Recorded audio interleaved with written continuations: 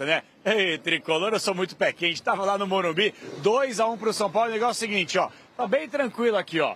Barra Funda, cegado, os jogadores devem se reapresentar daqui a pouquinho também. Eu tô ouvindo de vez em quando aqui um uns apitos, tá rolando aí, obviamente, para os jogadores que não viajaram, que estão se recuperando. Aquele treininho me engana que eu gosto, até porque, Renata, para quem não sabe, hoje é quarta-feira, estamos daquele jeito, né? Amanhã é feriadão, só que, ó, São Paulo não tem tempo para dar uma segurada, uma respirada, uma descansada, não.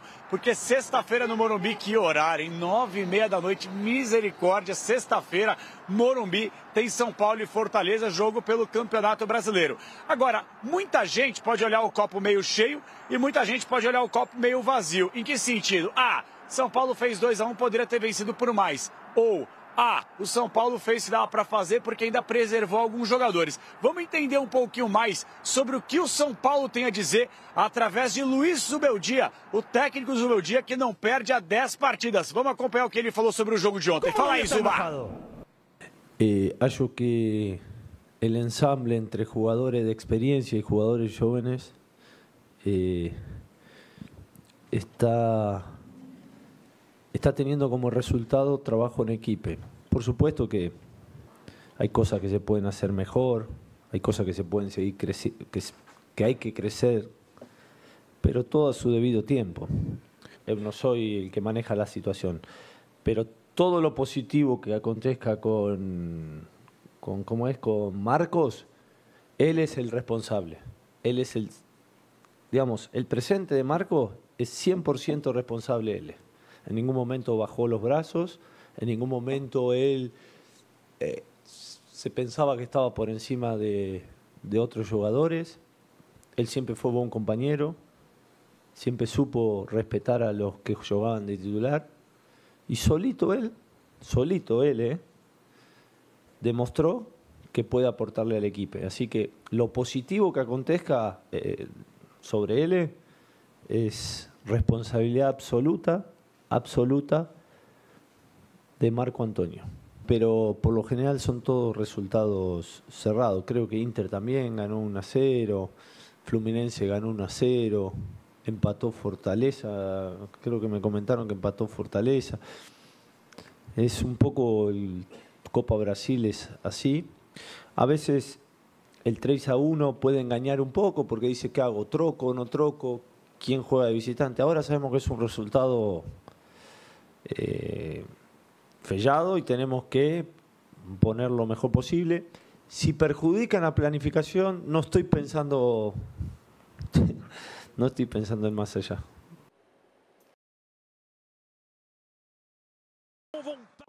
Aí ele vira na esquerda, bola com o Caio Vitor, bateu colocado, golaço! Gol!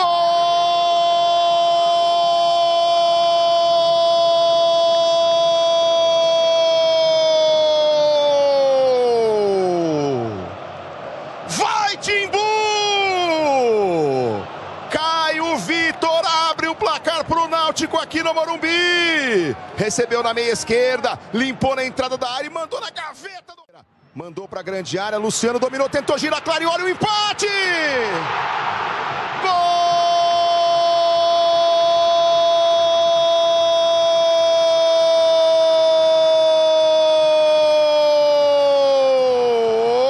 Vamos, São Paulo! Luciano empata o jogo para o tricolor aqui no Morumbi com 21 minutos do primeiro tempo. Abriu espaço, conseguiu o cruzamento, Luciano! Gol!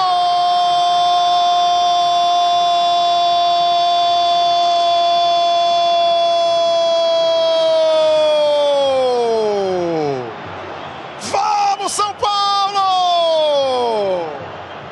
No primeiro minuto do segundo tempo, Luciano vira o jogo para o tricolor aqui no Morumbi.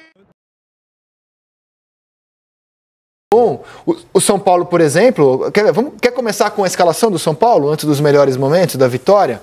O São Paulo tinha praticamente o que ele tinha de melhor. Mas eu acho que a ideia dos clubes nesse primeiro jogo com a força máxima, André, era exatamente pensando, vou fazer um resultado nesse primeiro jogo e depois dou uma respirada para a galera.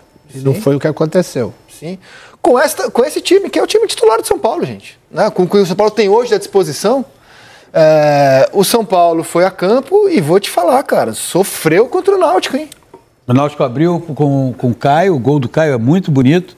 Uma jogada... O São Paulo criou inúmeras oportunidades, né? Antes de tomar o gol. Sofreu, tá? Eu vou discordar do sofreu, Tá bom. O São Paulo empilhou mais oportunidades que o Náutico. Mas saiu atrás, né? Um belíssimo gol do Caio. Eu acho que o resultado, ele é assim, o São Paulo, golaço.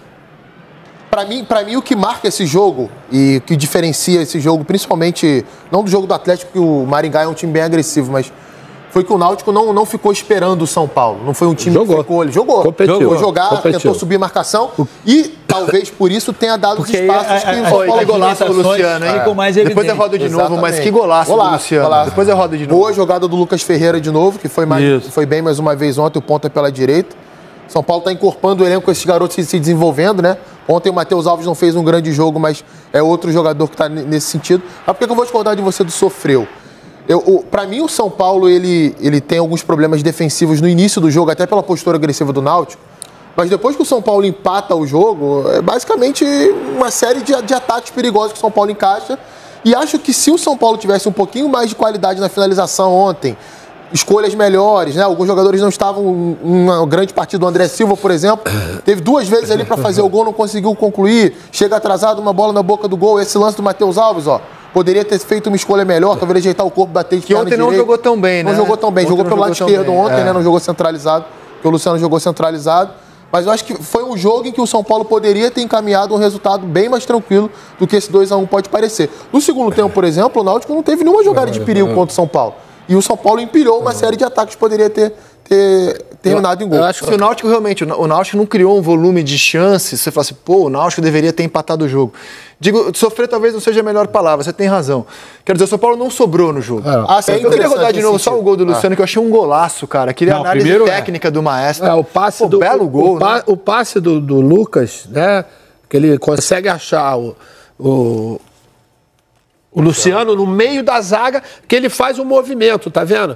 Agora, quem é o que faz ali? O Alves que faz o movimento. É o Alves, isso. Né? E o Luciano faz o domínio, mas ele já domina, já preparando, né, pra perna esquerda. O passe do garoto é demais. E esse movimento o Luciano fez muito ontem, né? Mais do que até do que vinha fazendo nos outros jogos.